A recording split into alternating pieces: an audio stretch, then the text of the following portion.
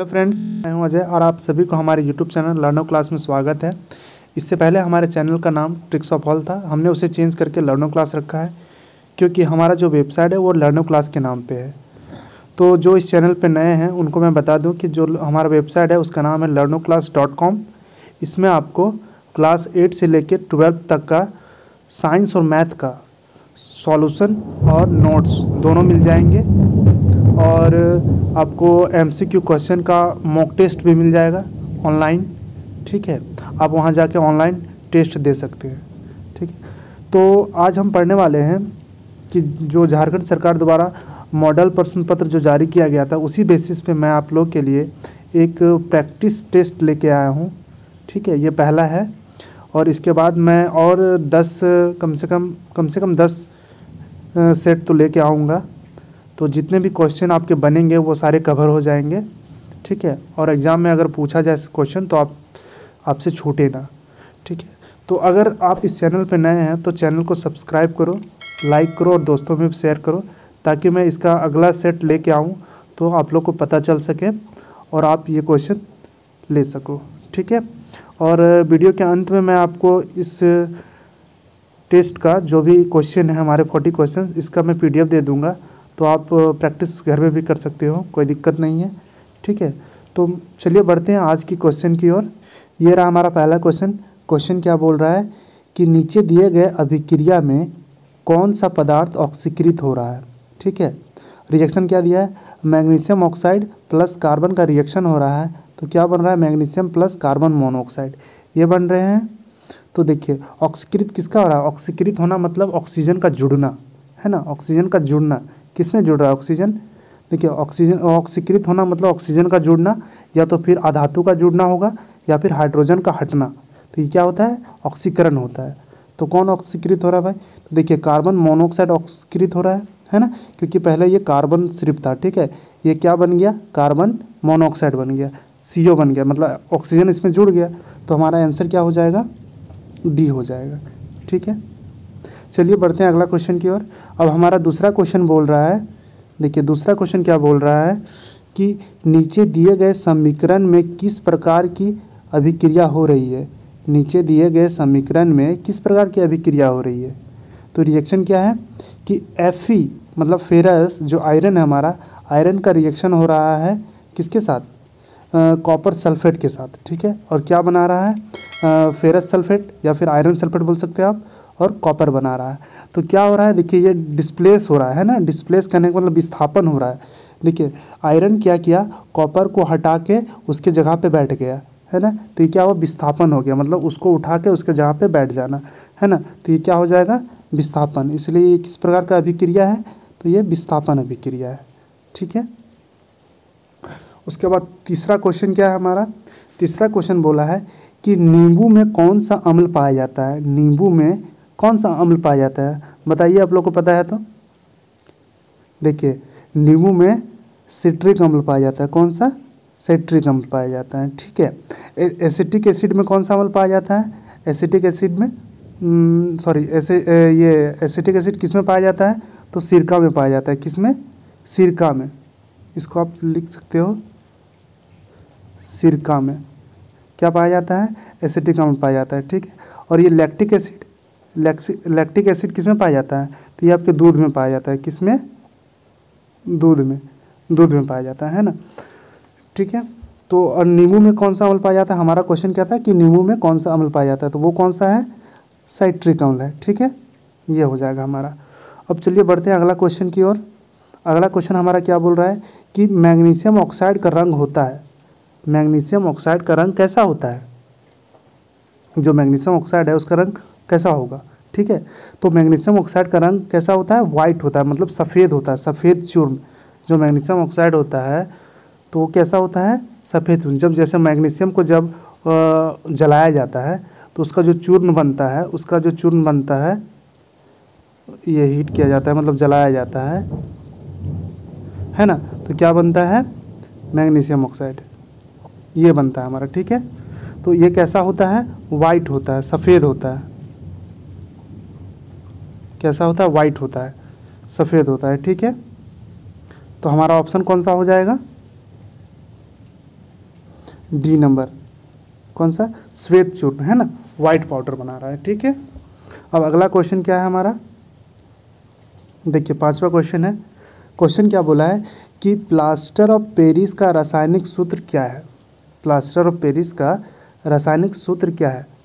आप plaster of Paris का नाम सुने होंगे, जैसे हमारी जो कभी भी अगर कहीं की हड्डियाँ टूट जाती है तो हमें प्लास्टर कर दिया जाता है ना, नहीं बोला जाता है कि ये प्लास्टर हो गया है, ठीक है, प्लास्टर किया गया है। ठीक है, तो उसका जो प्लास्टर जो है, प्लास्टर ऑफ पेरिस का सूत्र क्या होता है।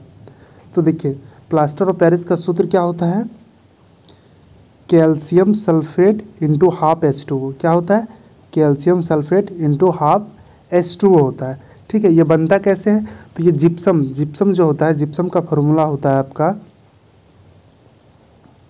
कैल्शियम सल्फेट इंटू 2H2O, है ना, 2H2O होता है, ये टूट के बनता है क्या, calcium sulphate into half H2O, ये बनता है, प्लस कितना वाटर बाहर हो जाएगा, तो 1/2 H2O बाहर हो जाएगा। तो ये जो बना हमारा, यही है प्लास्टर ऑफ पेरिस। ठीक है, तो इसका कितना हो जाएगा, ए नंबर सही होगा। ठीक है, क्या, CaSO4 इंटू हाफ H2O। ठीक है, अब अगला क्वेश्चन क्या है हमारा, अगला क्वेश्चन क्या है हमारा, चलिए देख लेते हैं। देखिए छठा क्वेश्चन हमारा क्या बोल रहा है कि व्यंजक चूर्ण का रासायनिक सूत्र क्या है ना, व्यंजक चूर्ण का रासायनिक सूत्र क्या है। तो व्यंजक चूर्ण का रासायनिक सूत्र क्या होता है, कैल्शियम ऑक्सीक्लोराइड, कैल्शियम हाइड्रोक्साइड, या फिर क्या सोडियम हाइड्रोकार्बोनेट, या फिर सोडियम कार्बोनेट। तो क्या होगा इनमें से आंसर, तो ये क्या होता है, कैल्शियम ऑक्सीक्लोराइड। क्या होता है, कैल्शियम ऑक्सीक्लोराइड, याद रखिएगा ये इंपॉर्टेंट क्वेश्चन है, क्या होता है, कैल्शियम ऑक्सीक्लोराइड होता है। ठीक है, अब 7वां क्वेश्चन क्या है हमारा, क्या बोला है कि नींबू का pH मान कितना होता है। नींबू का pH मान कितना होता है। तो देखिए नींबू क्या है, एक प्रकार का अम्ल है ना, अम्ल है, और अम्ल का pH कितना होता है, pH टेबल जो हमारा होता है, pH टेबल होता है, एक यहाँ 7 होता है, यहाँ 0, यहाँ 14, है ना। तो 7 क्या होता है, उदासीन होता है, 7 जिसका pH होता है वो क्या होता है, उदासीन होता है, और इधर जो आता है वो क्या होता है, अम्ल होता है। क्या होता है, अम्ल होता है, और इधर जो जाता है वो क्या होता है, क्षार होता है। क्या होता है, क्षार होता है। ठीक है, तो नींबू क्या है, अम्ल है, तो 7 से कम होगा, तो हमारा ऑप्शन क्या हो जाएगा, 7 से कम, मतलब बी होगा, है ना। और अगर नींबू का pH देखा जाए तो कितना होता है, 2.5 होता है। ठीक है, याद रखिएगा नींबू का pH कितना होता है, लगभग 2.5 होता है। ठीक है, तो अब अगला क्वेश्चन देखते हैं हम लोग। हमारा अगला क्वेश्चन है, चूने के पानी में कार्बन डाइऑक्साइड गैस को प्रवाहित करने पर कौन सा अवक्षेप बनता है ना।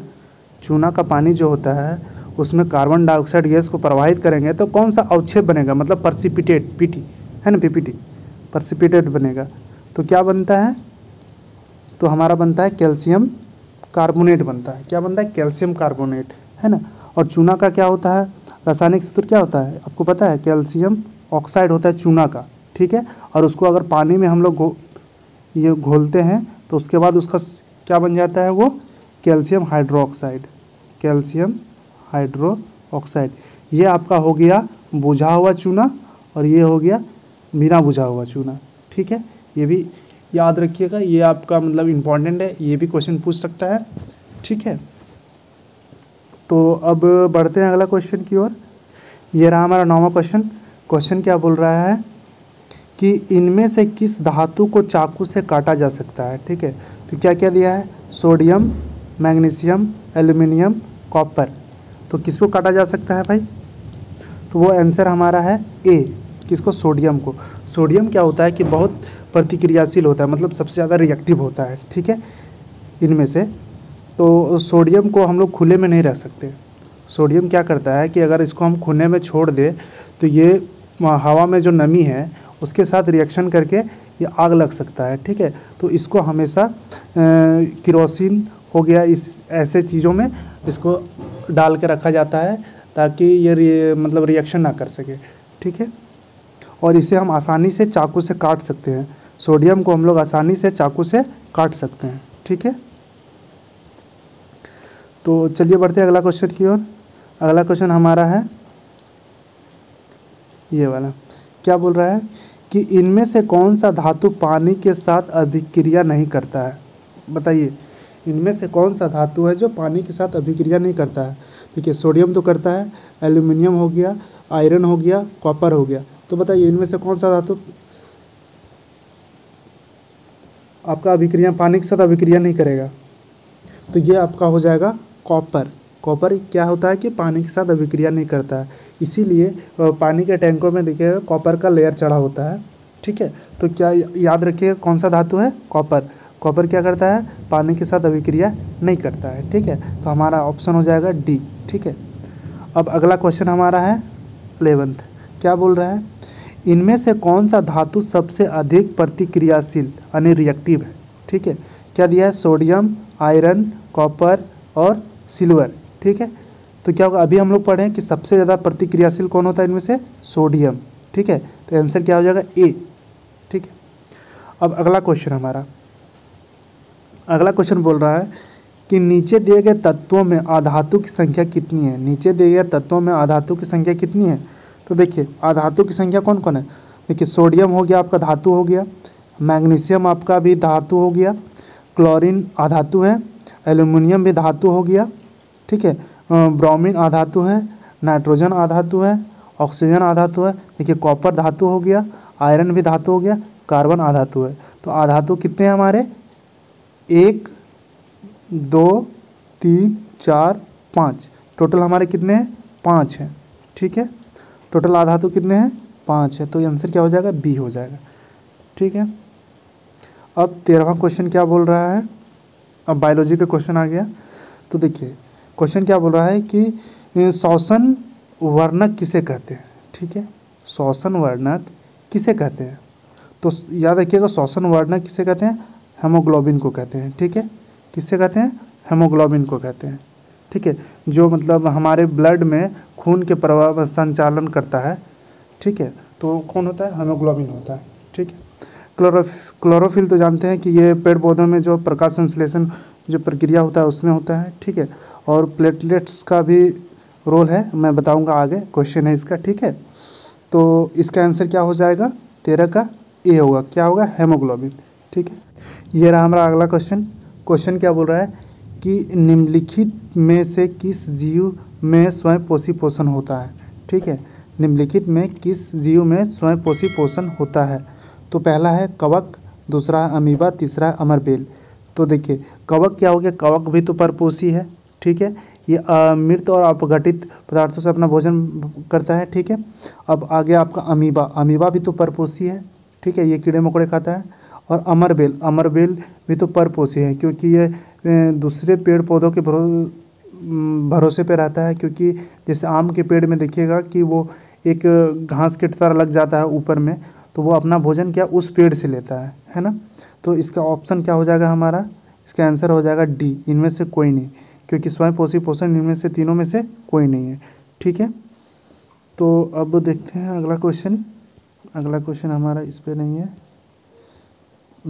अगला क्वेश्चन यहाँ है, ठीक है। अगला क्वेश्चन क्या बोल रहा है? देखिए, कोई अंग कट जाने पर खून का थक्का बनाने में कौन मदद करता है? ये क्वेश्चन अच्छा है, बताइए। जब हमारे शरीर में कोई सा अंग कट जाता है तो कुछ देर में क्या होता है कि खून बहना बंद हो जाता है और वो खून का थक्का बन जाता है ना, मतलब खून निकलना बंद हो जाता है। तो वो किसके कारण होता है? तो क्या क्या दिया? WBC दिया, RBC दिया, प्लेटलेट्स, इनमें से कोई नहीं। तो वो कौन सा होता है? ये प्लेटलेट्स होता है। याद रखिएगा क्या होता है? प्लेटलेट्स, है ना, प्लेटलेट्स होता है, ठीक है। अब अगला क्वेश्चन हमारा है 16वां नंबर क्वेश्चन। क्वेश्चन क्या बोल रहा है कि निम्नलिखित में से कौन एक लिंगी पौधा है? एक लिंगी पौधा है ना। तो एक लिंगी पौधा कहने का मतलब है कि पुंकेसर और स्त्री केसर में केवल एक ही कोई हो, है ना। तो वो कौन सा है? तो ऑप्शन क्या क्या दिया हमारा? आम दिया हुआ, सरसों दिया हुआ, पपीता दिया, अमरूद दिया हुआ। तो क्या है? तो ऑप्शन हमारा पपीता हो जाएगा। पपीता क्या है कि वो एक लिंगी पौधा है ना, ठीक है, क्योंकि वो या तो स्त्री केसर हो सकता है या पुंकेसर होता है, ठीक है। तो अगला क्वेश्चन हमारा क्या है, देखिए अगला क्वेश्चन है आपका, जनन का मूल्य घटना क्या है, ठीक है। जनन का मूल्य घटना क्या है, युग्मज का बनना या उग्मक का बनना या डीएनए के प्रतिकृति का बनना या भ्रूण का बनना, ठीक है। तो इसका ऑप्शन क्या हो जाएगा, सी नंबर, क्या, डीएनए की प्रतिकृति का बनना, ठीक है। तो किस कौन सा हो जाएगा, सी नंबर, ठीक है। अब अगला क्वेश्चन देखते हैं। ये हमारा अगला क्वेश्चन क्या बोला है कि अमीबा में किस प्रकार का पोषण होता है। अभी हम लोग पढ़े थे ना, अमीबा में किस प्रकार का पोषण होता है, तो ये परपोषी होता है ना, दूसरे को अपना खाना बनाता है ना, ये क्या हो गया, परपोषी हो गया, ठीक है। पेड़ पौधे क्या होते हैं, स्वयं पोषी होते हैं, क्योंकि वो अपना भोजन खुद बनाते हैं, किसे, प्रकाश संश्लेषण से, है ना, ठीक है। तो यहाँ पे अमीबा है, तो अमीबा क्या हो गया, परपोषी हो गया, ठीक है। ये रहा हमारा अगला क्वेश्चन। क्वेश्चन क्या बोल रहा है कि लार में किस प्रकार का एंजाइम पाया जाता है, लार में किस प्रकार का एंजाइम पाया जाता है। तो हमारे मुंह से लार निकलता है, और भी बहुत सारे जीव हैं जिसके मुंह से लार निकलता है, तो वो कौन सा एंजाइम होता है, बताइए। क्या क्या दिया हुआ है, लाइपेज, और दूसरा क्या दिया हुआ है, ट्राइप्सिन, है ना, ट्राइप्सिन, और तीसरा क्या दिया हुआ है, टाइलिन, और चौथा क्या दिया हुआ है, पेप्सिन। तो कौन सा हो जाएगा, टाइलिन होगा, ठीक है। लार जो एंजाइम है वो क्या होता है, टाइलिन होता है, ठीक है, टाइलिन एंजाइम होता है, ठीक है। अब अगला क्वेश्चन देखते हैं। ये रहा हमारा अगला क्वेश्चन। क्वेश्चन बोल रहा है कि मनुष्य में किस प्रकार का पोषण होता है। एक फिर से ये क्वेश्चन आ गया कि मनुष्य में किस प्रकार का पोषण होता है, बताइए। स्वयं पोषी पोषण, मृतजीवी पोषण या परपोषी पोषण।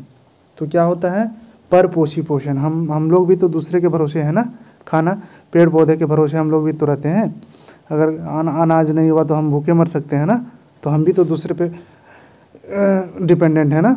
तो क्या हो जाएगा, परपोषी पोषण, हम लोग भी हैं परपोषी पोषण, ठीक है। अब आते हैं अगला क्वेश्चन।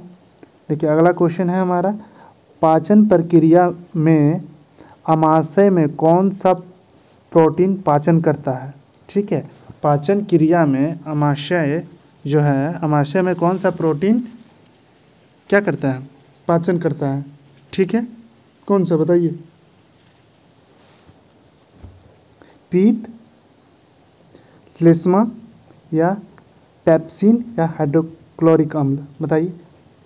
तो ये आपका हो जाएगा आंसर सी, क्या हो जाएगा, पेप्सिन, ठीक है, याद रखिएगा।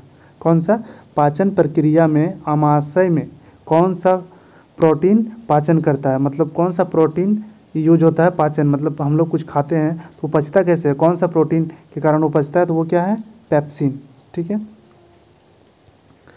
अब अगला क्वेश्चन देखते हैं। 22वां क्वेश्चन है। क्वेश्चन क्या बोल रहा है कि भ्रूण को माँ के गर्भाशय की किस भाग से पोषण मिलता है। भ्रूण को माँ की गर्भाशय में किस भाग से पोषण मिलता है। देखिए पहला है प्लेसेंटा, दूसरा है डिम्ब वाहिनी, तीसरा है ग्रीवा और चौथा है अंडाशय। तो कौन सा होता है वो होता है आपका प्लेसेंटा। क्या होता है, प्लेसेंटा होता है। प्लेसेंटा आपका जो गर्भाशय का जो भित्ति होता है उसमें धंसा होता है, ठीक है। और ये आपका जो ऑक्सीजन होता है या खाद्य पदार्थ होता है, मतलब उससे मनुष्य के शरीर में जो भी खाद्य पदार्थ को वो वहाँ से लेके और गर्भाशय में भ्रूण को पोषण देता है, ठीक है। क्या हो जाएगा, प्लेसेंटा। कौन सा हो जाएगा, प्लेसेंटा। चलिए अब अगला क्वेश्चन देखते हैं हम लोग। अगला क्वेश्चन हमारा है कि पौधे में जल तथा खनिज लवण का संवहन किसके द्वारा होता है, बताइए। पौधे में जल तथा खनिज लवण का संवहन किसके द्वारा होता है। पहला है क्लोरोप्लास्ट, दूसरा है रंध्र, तीसरा है जाइलम और चौथा है फ्लोएम। तो क्या हो जाएगा आंसर आपका, जाइलम। किसके द्वारा होता है, जाइलम के द्वारा होता है, याद रखिएगा। पौधों में जल तथा खनिज लवण का संवहन किसके द्वारा होता है, जाइलम के द्वारा होता है। ठीक है, अब अगला क्वेश्चन आ गया हमारा फिजिक्स का। क्या बोल रहा है कि सौर स्थिरांक का मान क्या है? सौर स्थिरांक का मान क्या है बताइए। सौर स्थिरांक का मान होता है 1.4 किलोवाट प्रति मीटर स्क्वायर, ये होता है। ठीक है, सौर स्थिरांक का मान कहने का मतलब कि जो हमारे वायुमंडल है उसके ऊपरी परत में, ठीक है, ऊपरी परत में आपका जो सूर्य का प्रकाश पड़ता है तो वो पर स्क्वायर मीटर कितना पड़ता है ना, तो कितना वाट पड़ता है, तो क्या हो जाएगा 1.4 किलो वाट पर मीटर स्क्वायर, है ना। मतलब पर ऊपरी सतह में पर मीटर स्क्वायर में वो सूर्य का जो लाइट पड़ रहा है वो कितना पड़ रहा है, तो कितना होता है ये 1.4 किलो वाट पर मीटर स्क्वायर। तो आपका ऑप्शन ये हो जाएगा। ठीक है, अब अगला देखते हैं 25 नंबर क्वेश्चन। क्वेश्चन क्या बोल रहा है, प्रकाश का वेग अधिक होता है, तो प्रकाश का वेग किस में अधिक होगा, पानी में, हवा में, केरोसिन तेल में या निर्वात में। तो देखिए प्रकाश का वेग सबसे अधिक होता है आपका निर्वात में। किस में होता है, निर्वात में। निर्वात में कहने का मतलब जहाँ हवा ना हो, कुछ ना हो। तो अगर हवा नहीं है तो वहाँ क्या होगा कि अपने स्पीड से जाएगा, लेकिन अगर पानी हवा में क्या होता है कि वो मतलब स्लो हो जाता है, धीमा हो जाता है ना। हवा में भी तो बहुत सारे कण हैं जिसके कारण वो धीमा हो जाता है, लेकिन निर्वात में क्या होता है कि उसको किसी भी तरह का रुकावट नहीं होता है, इसीलिए सबसे ज़्यादा किस में होगा, निर्वात में। तो डी हो जाएगा इसका आंसर। अब अगला देखते हैं 26 नंबर क्वेश्चन। 26 क्या बोला है, निम्न में से कौन ऊष्माक्षेपी है ना, ऊष्माक्षेपी है।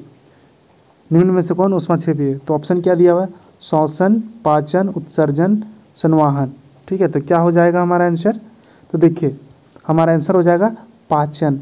क्योंकि देखिए जब हम कुछ खाते हैं तो वो पचता है, ठीक है, पचता है तो क्या बनता है, क्या देता है हमें, मतलब ऊर्जा देता है। तो ऊर्जा का निकलना मतलब ऊष्माक्षेपी, मतलब इंडोथर्मिक, है ना, ऊष्मा निकल रहा है उससे।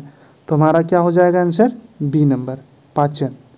ठीक है, अगला क्वेश्चन है आपका 27 नंबर।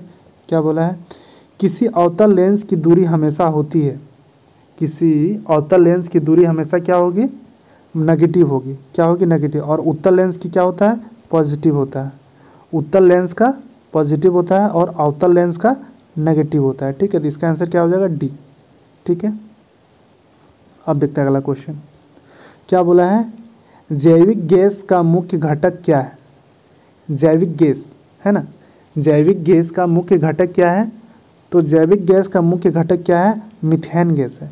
ठीक है, सबसे ज़्यादा क्या है, मीथेन गैस। मीथेन गैस के बाद आपका कार्बन डाइऑक्साइड आता है, उसके बाद नाइट्रोजन आता है। ठीक है, तो सबसे ज़्यादा कौन है, मीथेन गैस। तो ऑप्शन हमारा डी हो जाएगा इसका। ठीक है, अब अगला क्वेश्चन है कि दाढ़ी बनाने के लिए किस प्रकार का दर्पण का उपयोग किया जाता है। ये आसान क्वेश्चन है और इम्पोर्टेंट क्वेश्चन भी है। ठीक है, तो किस प्रकार का दर्पण का उपयोग किया जाता है, तो अवतल दर्पण का। कौन सा दर्पण है हमारा, अवतल दर्पण। अवतल दर्पण का उपयोग किया जाता है, याद रखिएगा इसको। ठीक है, चलिए बढ़ते हैं अगला क्वेश्चन की ओर। अगला क्वेश्चन हमारा बोल रहा है, प्रकाश के अपवर्तन, है ना, प्रकाश के अपवर्तन के कितने नियम होते हैं। प्रकाश के अपवर्तन के कितने नियम होते हैं, तो आपने पढ़े होंगे ना, 2 नियम होते हैं। प्रकाश के अपवर्तन का कितना नियम होता है, 2 नियम होता है। ठीक है, अगर आपने नहीं पढ़ा है तो पढ़ लीजिए जाके एक बार। ठीक है, अब देखते हैं अगला क्वेश्चन।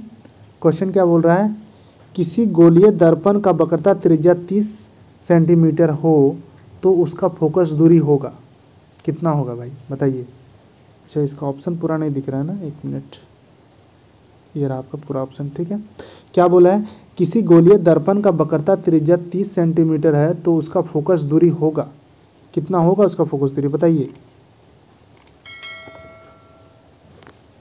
फोकस दूरी कितना होगा, देखिए तो क्या फॉर्मूला क्या होता है इसका, F = R/2, यही होता है ना मिरर गोलीय दर्पण का। ठीक है, तो देखिए क्या होता है कि अब इसमें हम लोग क्या दिया हुआ है, वक्रता त्रिज्या दिया है, मतलब R दिया हुआ है हमारा कितना, 30, है ना, तो 30/2 मतलब 15, कितना होगा, 15 सेंटीमीटर। तो हमारा ऑप्शन हो जाएगा सी नंबर, 15 सेंटीमीटर। ठीक है, ये रहा हमारा अगला क्वेश्चन। क्वेश्चन क्या बोल रहा है कि डायोप्टर किसका मात्रक है, ठीक है। तो क्या है, फोकस दूरी का, लेंस शक्ति का, आवर्धन का, ठीक है, या इनमें से कोई नहीं। तो कौन सा ऑप्शन हो जाएगा हमारा, लेंस शक्ति का, ठीक है। किसका होता है, लेंस शक्ति का, ठीक है। और उत्तल लेंस का डायोप्टर का वैल्यू क्या होगा, हमेशा पॉजिटिव होगा, और अवतल लेंस के लिए क्या होगा, नेगेटिव होगा, ठीक है। तो अगला क्वेश्चन देखते हैं। ये 33 नंबर क्वेश्चन क्या बोल रहा है, निम्नलिखित में से कौन सा सामान्य ऊर्जा का स्रोत है, मतलब सामान्य ऊर्जा का स्रोत है ना, जो खत्म ना हो, सामान्य ऊर्जा का स्रोत है। तो कौन है वो, तो सौर ऊर्जा है, ठीक है। ये सामान्य ऊर्जा का स्रोत है। अब अगला क्वेश्चन क्या बोला है,